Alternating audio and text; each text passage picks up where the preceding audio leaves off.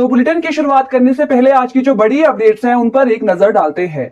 पिछले काफी समय से प्रदेश के स्कूलों में टीजीटी प्रमोशन लिस्ट का वेट कर रहे हैं और अब इनकी डीपीसी की स्थिति क्या है ये जानकारी आपको देंगे।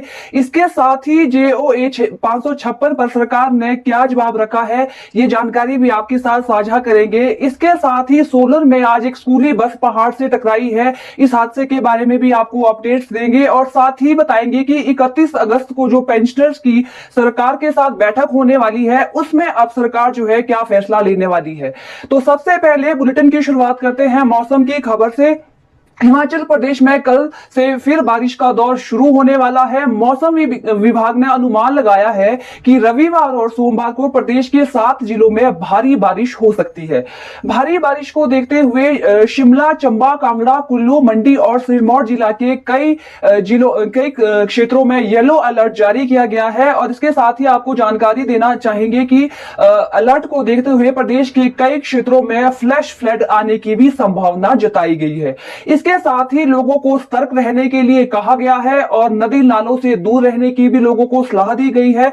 इसके साथ ही स्कूलों के लिए प्रदेश सरकार ने पहले ही आदेश जारी किए हैं कि जहां पर भी भारी बारिश हो रही है, बरसात से ज्यादा नुकसान हो रहा है, वहां पर जो डीसी है वो स्कूलों को बंद रखा जाए या खोला जाए, इसके बारे में अपने स्तर पर फैसला ले सकते हैं। अगली जानकारी आपको पेंशनर की जेसीसी बैठक से जुड़ी देना चाहेंगे। दरअसल 31 अगस्त को प्रदेश सरकार की अध्यक्षता में पेंशनर की जेसीसी की बैठक होनी है और पेंशनरों की जेसीसी से पहले लिस्ट जो है वो बदल दी गई है।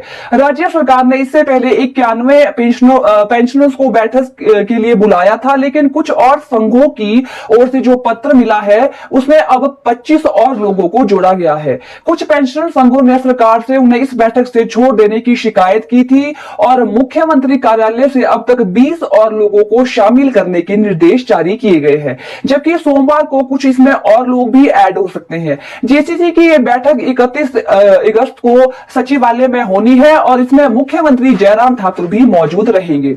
अगली और अहम जानकारी आपके लिए जेओए 556 की भर्तियों से जुड़ी देना चाहेंगे। सुप्रीम कोर्ट में चल रहे junior office assistant post code 556 case में राज्य सरकार अलग से रिप्लाई दायर नहीं करेगी, राज्य सरकार ने साफ किया है और इस बारे में हमीरपुर कर्मचारी चयन आयोग को पहले ही अधिकृत कर दिया गया था और इसके बाद राज्य सरकार की ओर से अभिनव मुखर्जी को भी सुप्रीम कोर्ट में पैरवी करने के लिए कहा गया है।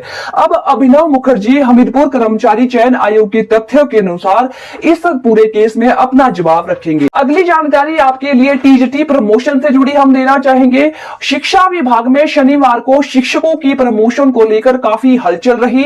टीजीटी से स्कूल लेक्चरर के लिए करीब 1000 शिक्षकों की प्रमोशन होने वाली है और शिक्षा मंत्री कार्यालय में 9 विषयों के शिक्षकों की प्रमोशन की जो लिस्ट है वो मुख्यमंत्री कार्यालय शाम को पहुंच गई है। ये बड़ी जानकारी आपके लिए हम देने वाले हैं। शिक्षा मंत्री कार्यालय में लगाए गए नियुक्ति के स्टेशन कई बार मुख्यमंत्री कार्यालय में बदल दिए जाते हैं और इसलिए अब सीएम ऑफिस से फाइल आने का इंतजार है। उम्मीद है कि सोमवार को यह प्रमोशन लिस्ट जो है वो निकल जाएगी और इस बारे में पहले ही हाईकोर्ट में भी केस चल रहा है जिसमें राज्य सरकार को नोटिस भी जारी हुआ था।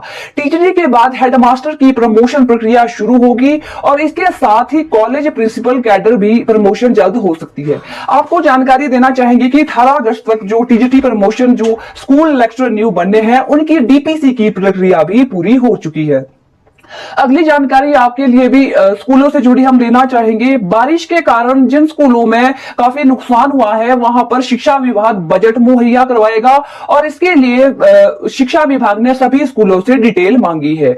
दरअसल पिछले काफी समय से देखने में आ रहा है कि बरसात के समय काफी जो भवनों को भी नुकसान हुआ है और अलग अलग भवन जो है वो क्षतिग्रस्त हो गए थे। इससे पहले कांगड़ा के जयसिंहपुर में कॉलेज था जो बारिश के बीचों बीच फंस गया था और भवन के अंदर भी पानी भर गया था।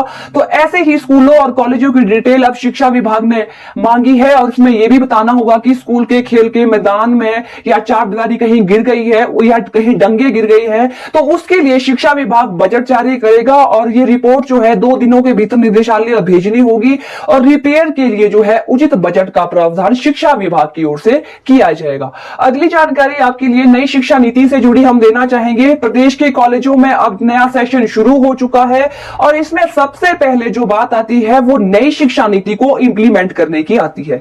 इसमें कई तरह के बदलाव सामने आए हैं और अब सत्र शुरू होते ही छात्रों को नई राष्ट्रीय शिक्षा नीति के बारे में जानकारी दी जाएगी। इसके लिए कॉलेज स्तर पर वर्कशॉप लगेगी। एचपीयू ने सभी कॉलेजों को इस बारे में निर्देश जारी किए गए हैं और इसमें जो है इंटरेक्शन सेशन कॉलेज के बच्चों के साथ होगा। और इसी कड़ी में आपको जानकारी देना चाहेंगे कि centre of excellence college Sanjauli में 31 अगस्त को एक कार्यशाला रखी गई है। इसके साथ ही राजीव गांधी कॉलेज चौड़ा मैदान में भी 1 सितंबर को वर्कशॉप होनी है और इसमें छात्रों को नई शिक्षा नीति में जो अहम बदलाव हुए हैं, जिसमें कि रूसा सिस्टम को खत्म कर दिया गया है, अब एनुअल सिस्टम लागू है पूरे प्रदेश में। इसके साथ ही डुअल डिग्री प्रोग्राम, जिसमें एक कॉलेज के साथ दूसरे कॉलेज में भी छात्र एडमिशन ले सकता है, इसके बारे में भी जानकारी दी जाएगी। इसके साथ ही एंट्री और एग्जिट पॉलिसी, यानी कोई छात्र अगर बीच में अपनी पढ़ाई छोड़ता है तो वो कैसे उसे सर्टिफिकेट, डिप्लोमा या डिग्री कोर्सेज दिए जाएंगे, ये सभी बातें जो है राष्ट्रीय शिक्षा नीति में है और इसी के बारे में कॉलेज के छात्रों को शुरू में अभी नए सत्र शुरू होते ही जानकारी दी जाएगी। अगली जानकारी आपके लिए वेटरनरी सहायक से जुड़ी हम लेकर आए हैं। पशुपालन विभाग में प्रदेश के वेटनरी अस्पतालों में काम करने वाले पंचायत वेटनरी सहायकों की टेंटेटिव सीनियरिटी लिस्ट तैयार कर दी गई है। ये लिस्ट 286 ग्राम पंचायत वेटनरी सहायकों की जारी की गई है और इसमें आपको जानकारी देना चाहेंगे कि इसमें प्लेस ऑफ पोस्टिंग भी बता दिया गया है और पशुपालन विभाग ने प्रदेश के सभी जिलों के उप निदेशकों को ये निर्देश दिए हैं कि 29 अगस्त तक सभी ग्राम पंचायत वेटनरी सहायकों की आपत्तियां एवं दावों को स्वीकार किया जाए और 29 अगस्त के बाद पशुपालन विभाग की ओर से फाइनली जो सीनियरिटी लिस्ट है उसको जारी कर दिया जाएगा। जानकारी आपके लिए बस हादसे से जुड़ी हम देना चाहेंगे।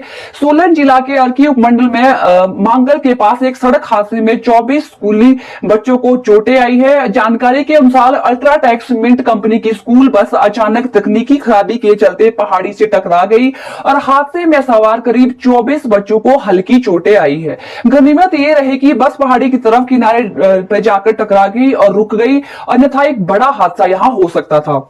छात्रों को अल्ट्राटेक अस्पताल मांगल में उपचार दिया गया है और एसडीएम अर्की केशव राम ने हादसे की पुष्टि की है।